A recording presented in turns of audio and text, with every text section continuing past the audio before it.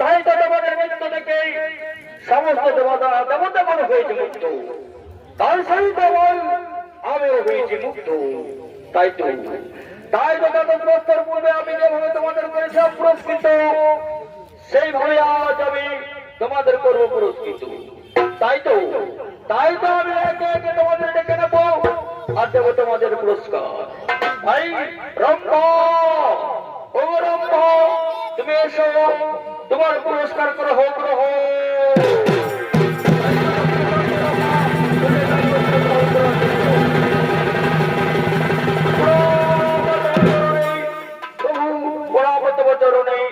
দীর্ঘজীবী হও রম্ভা, তুমি দীর্ঘজীবী হও। এই চাইতেও আরো আরো ভালো ভালো কলা কৌশল তুমি শেখাবে, এই করে আশীর্বাদ।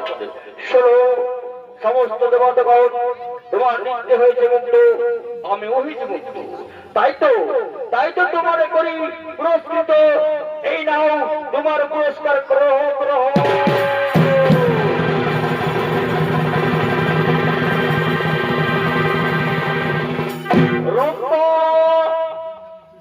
তার পুরস্কার করলেন গ্রহণ। আর এইদিকে তিলোত্তমা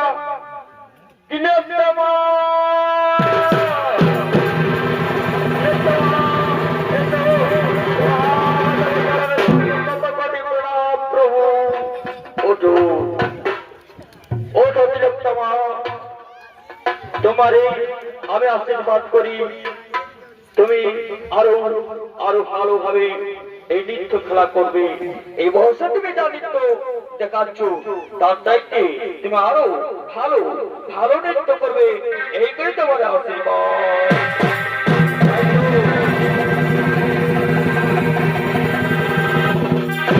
এইদিকে ধাম থেকে উঠে আসা চাঁদ সদাগরের পুত্রবধূ লক্ষিন্দরের স্ত্রী বেহুলা তার মৃত স্বামীকে লইয়ে এই স্বর্গপুরে করেছে গমন।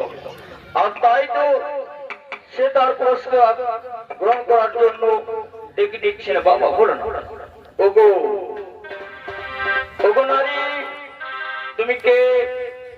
এসো এসো, তোমার পুরস্কার গ্রহণ এসো। তাই তো সঙ্গে সঙ্গে বেহুলা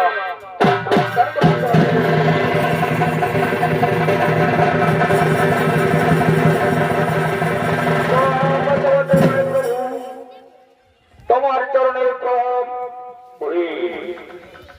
এই তো একই মা, তোমারে তো আমি সর্বপুরে কখনো দেখিনি। কে তুমি? কোথা থেকে এসেছো? কি নাম তোমার? কোথায় যাবো ধাম? ওগো পিতা, আমি এসেছি ওই নেতাই কুমারের হাত ধরে এই সর্বপুরে। তার কাছ থেকে আমি চেয়েছিলাম, আমি জানতে পেরেছি, তাই তো আমি এই সর্বপুরে এসে পৌঁছেছি। পিতা, আমার স্বামী ফুলসজ্জা রাতে মারা গেছে।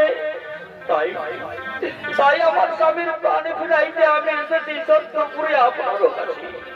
তাই আমার স্বামীর প্রাণ ভিক্ষা, আমায় প্রাণে ভিক্ষা দিন প্রভু, আমায় প্রাণে ভিক্ষা দিন।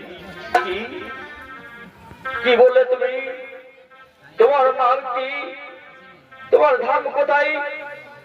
এই সব কথা নাই জেনে সম্পূর্ণ কথা আমায় বললে।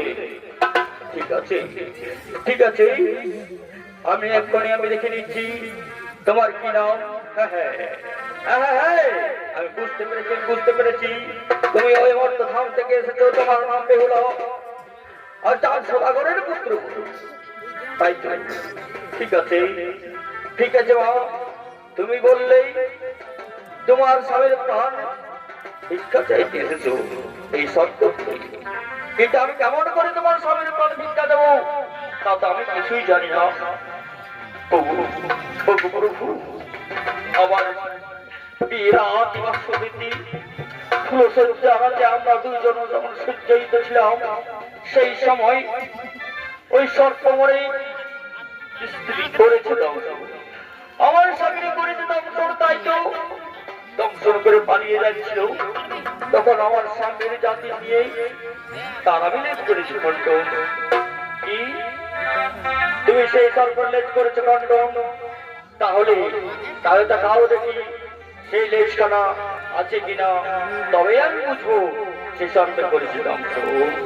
হ্যাঁ হ্যাঁ প্রভু, এখনো পর্যন্ত আমার আচরণে রয়েছে সেই সর্পের লেজ খণ্ডন। এই নীল প্রভু, এই নীল সেই সর্পের লেজ খণ্ডন যে সর্পে করেছিল মরে স্বামীর ধ্বংস। ওই দেখি দেখি দেখাও দেখি। এই তো সেই সত্যি সত্যি সেই সর্পের লেজ খণ্ডন। তাই শোনো, আমি এই শুধু লেজ খণ্ডন থেকে আমি বিচার করতে পারবো না মা। আমি আমার স্বর্গের সমস্ত দেবতা কোনো রয়েছে, তাদের কাছ থেকে আমি জেনে নেব তোমার স্বামীর মৃত্যুর কারণ। তাই তো সঙ্গে সঙ্গে বাবা ফোরাতে বললেন, ওগো দেবগণ, তোমরা কি কেউ জানো এই বেহুলার স্বামীর মৃত্যুর কারণ? সঙ্গে সঙ্গে বরুণদেব উঠে বললেন, হ্যাঁ প্রভু, আমি জানি প্রভু। এই মনসা আমার কাছ থেকে চেয়েছিল সপ্তখানে মেঘ, আর সেই কাল নিদ্রায় বসীভূত করেই ওই ফুলশয্যার রাতেই লক্ষ্মীপুরের স্বর্গ করাইছে ধ্বংস। এইটুকুই আমি জানি প্রভু, এইটুকুই আমি জানি।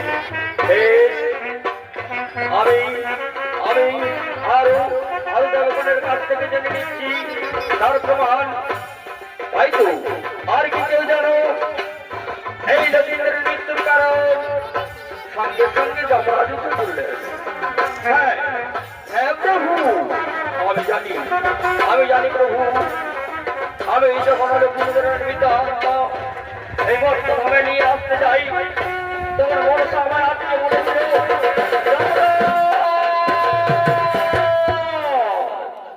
তুমি যেও না যমরাজ, তুমি এই লক্ষ্মীদের নিমিত্ত আত্মা নিয়ে আসতে পারোনি। তাহলে যদি তুমি এই মৃত্যু আত্মা স্বর্গে নিয়ে এসো, জমালয়ে নিয়ে যাও, তাহলে তাহলে আমার মর্তমে পুজো হবো না। তাই তো আমি সেই ধাম থেকে আমি ফিরে এসেছি প্রভু। আমি তার মৃত্যু আত্মা আনিনি।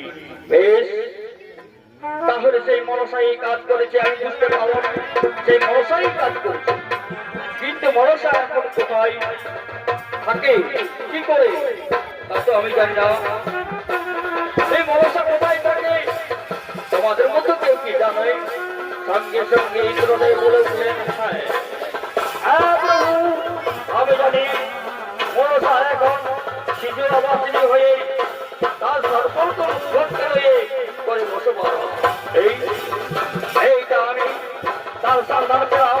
তাই তো এসে যাবো, এসে যাবো।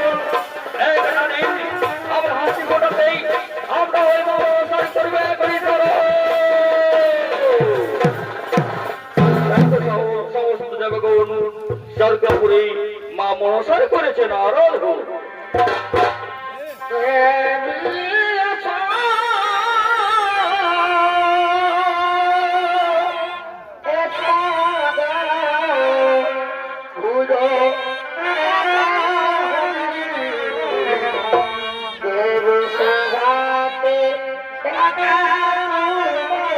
পূজা